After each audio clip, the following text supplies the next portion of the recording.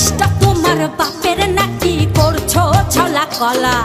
কিছু বললেই ধরছো যেতে জনগণের গলা ও দেশটা তোমার বাপের নাকি করছো ছলা কলা